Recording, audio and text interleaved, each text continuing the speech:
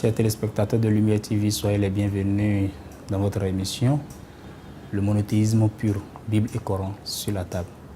C'est à nouveau le frère Abdul Salam qui désire nous entretenir ce jour sur l'islam, le message divin transmis selon la parabole, la vigne et du vigneron, tel que ceci est illustré dans la Bible à travers le chapitre 21 de Matthieu, au verset 33 au verset 44. Remercions Allah subhanahu wa ta'ala qui nous a permis de nous rassembler encore une fois pour méditer sur cette série de versets. C'est très important que le salut de Dieu et ses bénédictions soient sur notre vénéré prophète, le prophète Mohammed, sur sa famille, sur ses compagnons, sur tous les messagers véritablement envoyés par Dieu et sur tous ceux qui ont emprunté le chemin de la vérité jusqu'au dernier jour. C'est très important, à des moments donnés, de faire recours à la Bible pour essayer de comprendre l'islam. C'est très important. Alors, je ne voudrais pas aller en profondeur pour ce qui concerne le message divin de l'islam. Nous pouvons revenir après pour expliquer l'islam dans son ensemble. Mais la question ici est de savoir le lien, le rapprochement que l'on pouvait faire, bien sûr, entre la mission de Jésus-Christ et l'avènement de la révélation divine à travers le prophète Mahomet, Père et salut sur lui, à travers l'islam. La question ici est de savoir, l'islam est-il tombé du jour au lendemain? Non. Alors Jésus, dans son enseignement, il a prêché, tel que Jean-Baptiste même l'a prêché, l'approche du royaume des cieux. En ce temps-là, paru Jean-Baptiste, il prêchait dans le désert de Judée et il disait, « Répandez-vous car le royaume des cieux est proche. » Dès lors, Jésus commença aussi à prêcher et à dire, « Répandez-vous car le royaume des cieux est proche. » Et dans cet ordre, Jésus a ordonné bien sûr ses disciples à aller de part et d'autre dans Jérusalem, à Galilée, dans l'Israël tout entier, pour informer les gens de ce que le royaume des cieux est proche. Alors, la question ici que l'on doit se poser, ce royaume des cieux, était-il déjà là ou bien va-t-il venir? Mais lorsqu'on dit le royaume des cieux est proche, ça veut dire tout simplement, quand Jésus même le dit, la question est claire, c'est-à-dire après Jésus, le royaume des cieux, il serait. Alors, la question ici est de savoir, c'est quoi ce royaume des cieux? Alors nous allons nous référer rapidement au chapitre 21 de Matthieu, au verset 33 à 44. Jésus a dit, écoutez une autre parabole. Il y avait un maître de maison qui planta une vigne. Il l'entoura d'une haie, il creusa un pressoir et bâtit une tour. Puis il la loua à des vignerons et partit en voyage. À l'approche des vendanges, il envoya ses serviteurs vers les vignerons pour recevoir les fruits de la vigne. Les vignerons prirent ses serviteurs, frappaient l'un, tuaient l'autre et lapidaient le troisième. Il envoya encore d'autres serviteurs en plus grand nombre que les premiers, et les vignerons les traitaient de la même manière. Enfin, il envoya vers eux son fils en disant, « Ils respecteront mon fils. » Mais quand les vignerons virent le fils, il se dit entre eux, « C'est lui l'héritier. Venez, tuons-le, et nous aurons son héritage. » Il le prit, le jetèrent hors de la vigne et le tuèrent. Maintenant, lorsque le maître de la vigne viendra, que fera-t-il à ces vignerons? Jésus leur pose cette question. Il lui répondit, il fera périr misérablement ces misérables et il louera la vigne à d'autres vignerons qui donneront les fruits en leur saison. Jésus leur dit, n'avez-vous jamais lu dans les Écritures? Et que dit l'Écriture? La pierre qu'ont rejetée ceux qui bâtissaient est devenue la principale, celle de l'angle. C'est du Seigneur que sera venu et c'est une merveille à vos yeux. Ceci est illustré dans Psaume 118 au verset 22. C'est pourquoi je vous le dis, en vérité, le royaume des cieux vous sera enlevé et sera donné à une nation qui en produira les fruits. Quiconque tombera sur cette pierre s'y brisera et celui sur qui elle tombe, elle l'écrasera. Parole de Jésus-Christ. Alors, lorsque nous examinons alors cette série de versets, dans cette parabole, Jésus a montré l'incrédulité des Juifs à travers les prophètes et a annoncé que le message divin leur serait transmis à une autre nation. Oui. Et il appuie sa parabole sur les versets de l'Ancien Testament. Dans cette parabole, le maître de la maison n'est que Dieu. C'est bien sûr Dieu. La maison dont parle Jésus-Christ, c'est le monde. Les vignerons sont ceux qui avaient reçu de Dieu une loi et une écriture. Alors, il fait bien une allusion aux Juifs qui avaient reçu vraiment une loi à travers Moïse et les différentes écritures. Les serviteurs ne sont rien d'autre que les prophètes de Dieu auprès des Juifs. Et le dernier que Dieu a envoyé aux Israélites est Jésus-Christ, désigné dans la parabole comme le Fils.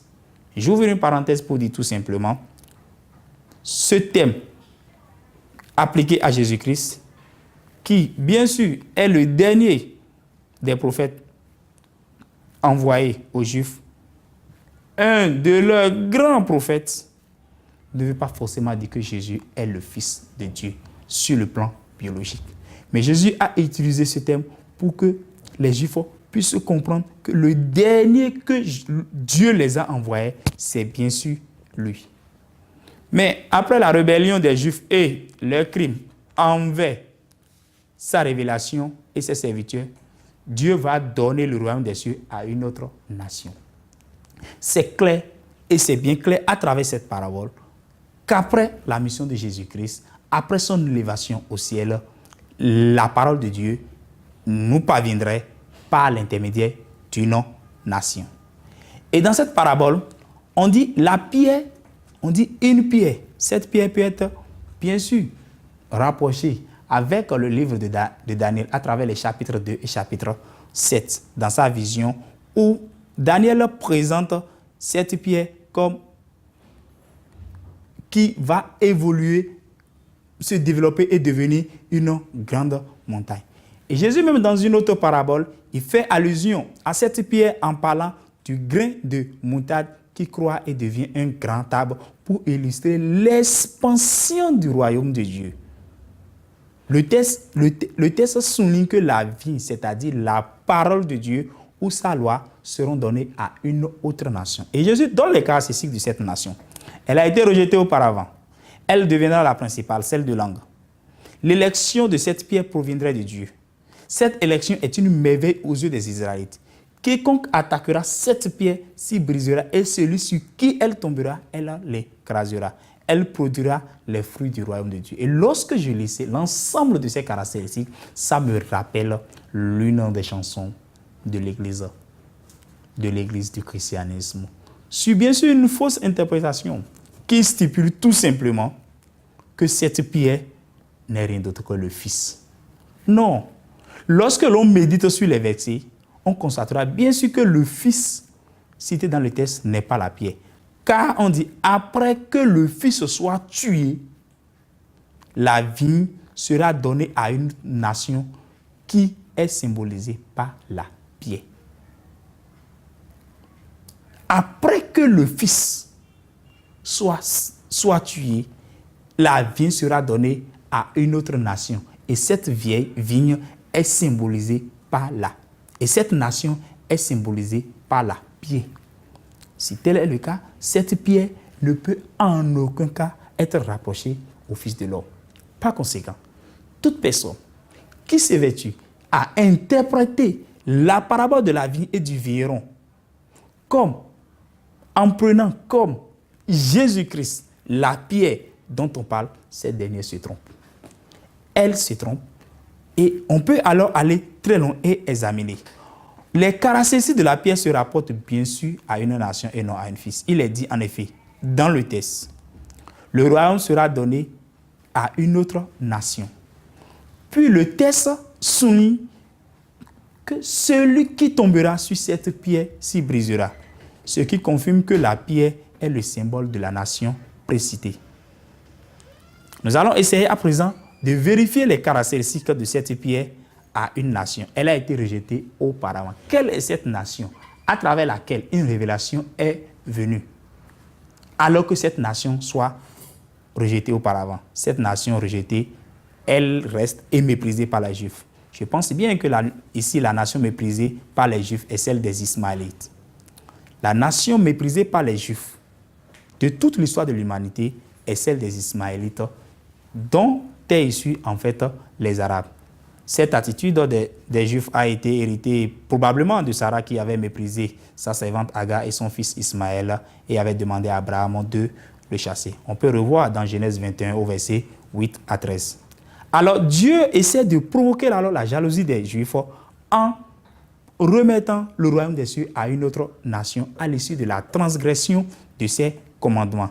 Et ceci confirme encore la colère de Dieu. Lorsque dans Deutéronome 32, au verset 21, Dieu dit « Ils m'ont rendu jaloux. Et je leur rendrai aussi jaloux, pas ce qui n'est pas un peuple, mais une nation insensée. » Lorsque Dieu dit, il fait. Quand Dieu a dit, ça doit être réalisé. Et on peut alors essayer de questionner l'histoire. On dit que cette nation, cette pierre deviendra la principale, celle de l'ancêtre, elle deviendra une importante après Jésus-Christ. À quel niveau? Au niveau de quelle contrainte géographique il y a eu une révélation divine qui puisse rendre aussi jaloux les chrétiens et les juifs? Ce n'est rien d'autre que ce que nous avons reçu par l'intermédiaire de notre prophète Mahomet, la révélation divine à travers le Saint-Coran. On dit l'élection de cette nation provient de Dieu, ce qui confirme encore une fois que cette pierre, qui est une nation rejetée auparavant, a été élue par action de l'homme. Par action de l'homme. La révélation a été confiée à un homme, le prophète Mahomet. Et cette élection n'est rien d'autre que la promesse de Dieu pour l'humanité. Dieu a promis de rendre jaloux les Juifs qui l'ont associé, qui ont transgressé ses commandements. Alors Dieu a promis d'élire un homme dans une nation. Cet homme n'est rien d'autre que le prophète Mahomet, issu de la descendance d'Ismaël, à qui Dieu a déjà fait une promesse dans Genèse. Alors, lorsque l'on revient un peu, on fait une parenthèse et on se réfère au Coran, la révélation donnée à cette nation par le prophète constitue des grâces de Dieu à l'humanité tout entière. Et le Coran souligne ces grâces et ces lections dans ces versets. Je cite, « Dieu a accordé une grâce aux croyants lorsqu'il leur a envoyé un prophète pris parmi eux qui leur récite ces versets, qui les purifie, qui leur enseigne le livre et la sagesse alors qu'ils avaient été auparavant dans une erreur manifeste. Vous formez la meilleure communauté suscitée pour les hommes. Vous ordonnez ce qui est convenable et vous interdisez ce qui est blâmable. Vous croyez en Dieu. » Alors, on dit cette élection est une merveille aux yeux des Israélites. Ça veut dire tout simplement que l'élection ne se fera pas au sein des Juifs. L'élection ne se fera pas au sein des chrétiens. Il ne serait pas raisonnable alors de dire que cette prophétie s'applique à Jésus-Christ. Tout simplement, chers amis, chers frères en islam, chers téléspectateurs, Jésus-Christ était un juif. Par conséquent, lui-même s'émerveillera de ce qui arrivera. En effet, l'élection de cette nation est une merveille ou un prodige aux yeux des Juifs, surtout pour leur prophète. Ceci pour deux raisons. La première consiste dans le fait d'élire une nation méprisée des Juifs, à l'exception bien sûr des Juifs, puisque parmi eux, il y a quand même des gens qui croyaient en fait au message divin. La seconde réside dans les fruits que produira cette nation, bien qu'elle soit insensée, ignorante et aveugle, comme la qualifie la prophétie de Deutéronome 32, où Dieu dit « Je leur rendrai jaloux pas une nation insensée. » C'est très important. Et je rendrai jaloux les Juifs, pas une nation insensée. Dieu a dit, ça doit être réalisé. De toute l'histoire de l'humanité, après le passage de Jésus-Christ, la révélation divine, le message divin, la prophétie divine n'est venue que de l'autre côté de la péninsule arabe. Et Dieu dit, quiconque attaquera cette nation-ci brisera, et celui sur qui elle tombera sera écrasé. Cette nation triomphera sur ses ennemis. Les ennemis qui voulaient l'attaquer. Elle produira les fruits du royaume de Dieu. Toutes ces caractéristiques s'appliquent parfaitement à la nation arabe. Elle a été méprisée et rejetée par les Juifs. Ensuite, elle est devenue une importante nation grâce à la révélation coranique communiquée au prophète Mohammed. Cette nation à laquelle a été donné le royaume de Dieu, elle a produit des fruits. Son témoignage en témoigne l'histoire de l'humanité. On peut le retenir, les 13 du 7e siècle jusqu'au 18e siècle. En un temps record, nous avions reçu la révélation islamique. L'islam s'est répandu un peu partout dans le monde. Les nations et les peuples qui ont attaqué les musulmans depuis le 14e siècle furent vaincus. Je peux parler des croisés, des Mongols, les Tartares, des Européens, alors que les musulmans se sont fondus sur les divers empires et les ont battus. À l'avènement de l'islam, l'Empire romain a disparu, les Perses ont disparu, etc. Ce n'est plus un secret pour personne qu'après Jésus-Christ, à travers ses enseignements, il y a eu un message divin. Et cette révélation, nous l'avons reçue du dernier des prophètes, qui a été envoyé pour toute l'humanité. Nous pouvons revenir sur le champ géographique de sa mission. Mais toujours est-il que lorsque Dieu annonce quelque chose, ça se réalise.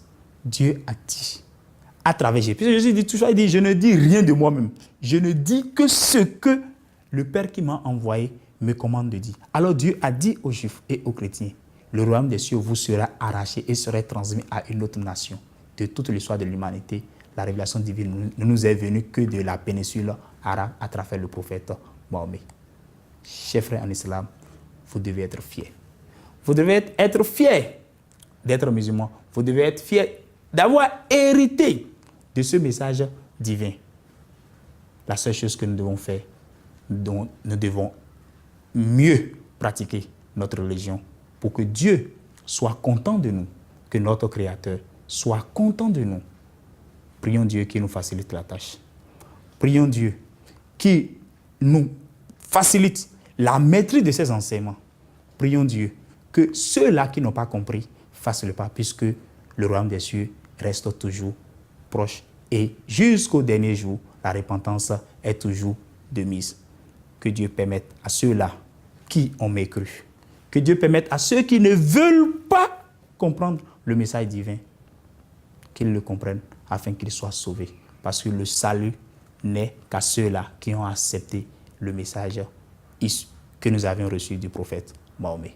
Que la paix et le salut de Dieu soient sur l'ensemble de tous les prophètes et sur le dernier, le sceau des prophètes. Amen.